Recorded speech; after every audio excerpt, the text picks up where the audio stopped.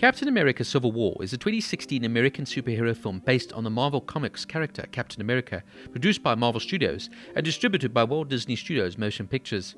It is a sequel to Captain America the First Avenger in 2011 and Captain America the Winter Soldier in 2014, and the 13th film in the Marvel Cinematic Universe.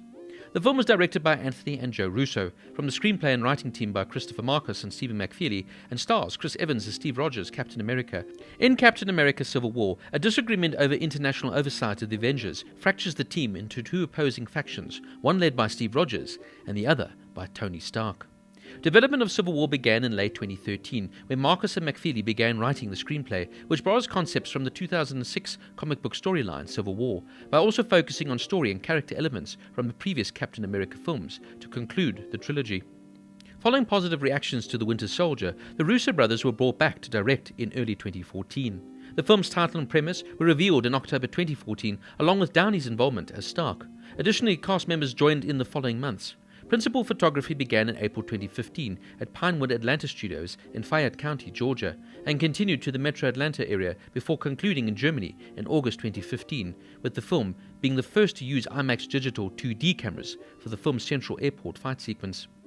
Visual effects were provided by nearly 20 different studios. Captain America Civil War held its world premiere at Los Angeles on April 12, 2016, and was released in the United States on May 6th as the first film in Phase 3 of the MCU. The film was a commercial success, grossing over $1.1 billion worldwide, and received positive reviews, including praise for its performances, particularly from Evans and Downey, action sequences, and themes. It became the highest-grossing film of 2016 and the 12th highest-grossing film of all time. A fourth film, Captain America New World Order, is set for release in May 2024. It is a continuation of Marvel Studios' Disney Plus series The Falcon and the Winter Soldier from 2021, following Mackie's Sam Wilson as Captain America. The cast includes Chris Evans as Steve Rogers, Captain America, the leader of the faction of Avengers against Regulation, a World War II veteran who was enhanced to peak human physicality and frozen in suspended animation before waking up in a modern world. Director Anthony Russo described Captain America's character arc in the film as taking him from being the most rah-rah company man to someone who's willing to fight for what he believes in, an insurgent, if you will. Unlike in the comic books, the Civil War film was never going to kill Rogers, as the directors thought it was an easy ending. The more difficult and more interesting place to leave the family fight is that, can these important relationships ever be repaired, or is this family broken permanently? Robert Downey Jr. as Tony Stark, Iron Man, the leader of the faction of Avengers in support of Regulation, a self-described genius billionaire playboy, with an electromechanical suit of armor of his own invention.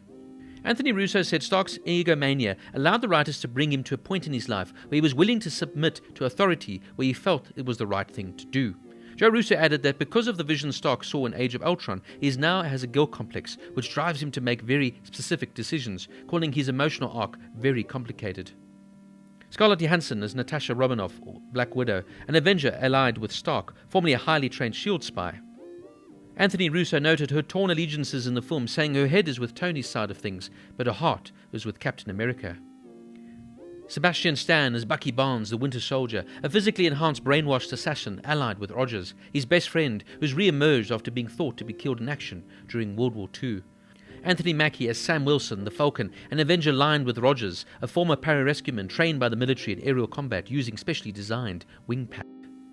Don Cheadle as James Rhodey Rhodes, War Machine, a close personal friend of Tony Stark's and an Avenger allied with Stark. Jeremy Renner as Clint Barton, Hawkeye, a master archer who allies with Rogers. Chadwick Boseman as T'Challa, or Black Panther, a prince of the African nation of Wakanda, allied with Stark, who gains enhanced strength by ingesting the heart-shaped herb. Producer Kevin Feige explained that the character was included because we needed a third party. We needed fresh eyes, who wasn't embedded with the Avengers and who has a very different point of view than either Tony or Steve. Paul Bettany as Vision, an android and Avenger allied with Stark, created using the artificial intelligence Jarvis, Ultron, and the Mind Stone. Elizabeth Olsen as Wanda Maximoff, an Avenger allied with Rogers. She can engage in hypnosis and telekinesis. Paul Rudd as Scott Lang, Ant-Man, formerly petty criminal allied with Rogers. He acquired a suit that allows him to shrink or grow in scale while also increasing his strength. Emily VanCamp as Sharon Carter, a former agent of S.H.I.E.L.D. and Peggy Carter's niece who now works for the CIA and supports Rogers. Tom Holland as Peter Parker, Spider-Man, a teenager allied with Stark. He receives spider-like abilities after being bitten by a radioactive spider. Feige said that Parker would be torn between the superhero ideologies, saying he does want to be liked by the other characters, he does not want to disappoint them, and therefore he's heavily influenced into following Tony Stark. Feige would go on to say he's just a kid who's now discovering his new superpowers, and therefore he's very grounded, but also lost within himself. William Hurt as Thaddeus Ross, a United States Secretary of State and former US Army General, and Daniel Brühl as Helmut Zemo, a Sokovian general turned terrorist, who is obsessed with defeating the Avengers. Zemo, who goes by multiple names in the film, does not wear his signature mask from the comics. Brühl said the version appearing in the film is loosely connected to the character from the comics, and that it was a reason he liked Marvel, as some of the characters and the things they are dealing with always reference to current events, so my character is from a different area, and that you would think. Now, this is arguably one of my absolute favorite movies within the whole Marvel Cinematic Universe. For me, this film really epitomized what makes the MCU just really work as a franchise. Here you've taken years and years of build-up, developing these characters, giving them backstories, letting them interact and intertwine into each other's lives. And now suddenly you break it all apart, and you have two characters, two of the most iconic characters within the series, namely Tony Stark's Iron Man and Steve Rogers' the Captain America, and you put them on either side. Both feel they're right, and both of them are right, but for different reasons, and therefore they can't now meet eye to eye. And it makes for a fantastically psychological, phenomenal film that really just plays out perfectly before our eyes. For some reason, the Russo brothers just caught the essence of the Marvel Cinematic Universe. Firstly, with Captain America the Winter Soldier, but here they take it to a new level. And I think what makes this film so fascinating is to see now these most famous of characters who usually work together to overcome the big bad guy, now turning against each other.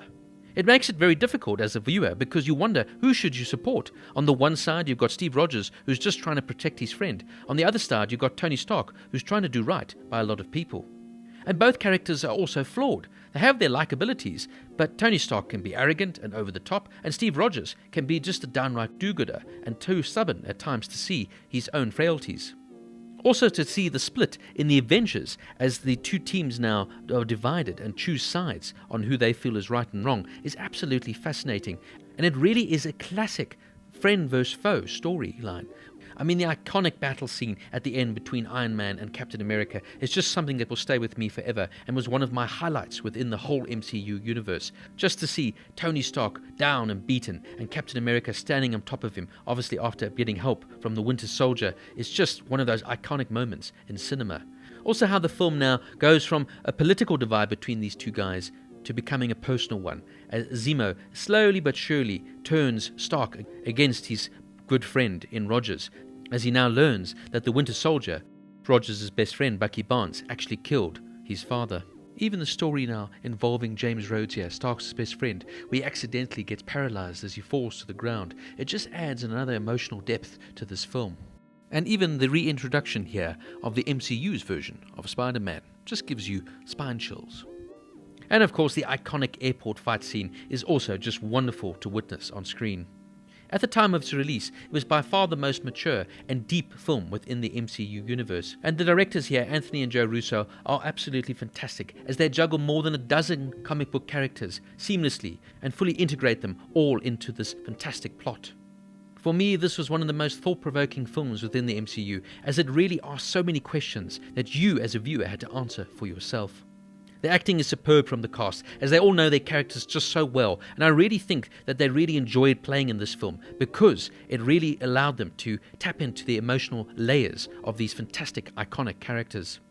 The usual visuals are fantastic and the CGI is on point, but that's not what I love about this film. What I love about this film is the psychology of it, the emotion of it, and how you as a viewer are sort of stuck on the fence, not knowing who to back and to support.